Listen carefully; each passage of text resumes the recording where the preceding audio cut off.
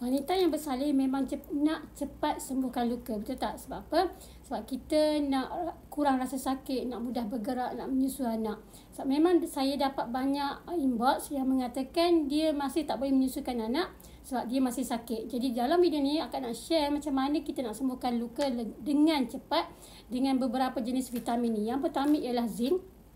Zinc membantu untuk pemulihan luka luaran dan dalaman cepat dan sekaligus membantu untuk mengurangkan keguguran rambut. Yang kedua, vitamin C. Vitamin C membantu untuk penyembuhan luka dalaman dan luaran cepat dan cepat kering dan parut cantik, dan juga ia membantu untuk menguatkan imun dan juga mencantikkan kulit.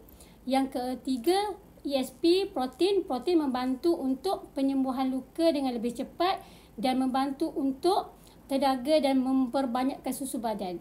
Dan seterusnya, resveratrol dan polifenol membantu untuk penyembuhan luka, membantu untuk bagi kita tenaga, bagi kita kurang stres, bagi kita relax, bagi kita kurang sakit badan, bagi kita macam-macam, kan, kurang sembelit, buasir, dan lepas tu dia membantu juga untuk bagi kita susu yang banyak dan juga membantu juga untuk mengurangkan risiko jangkitan untuk kita dan baby.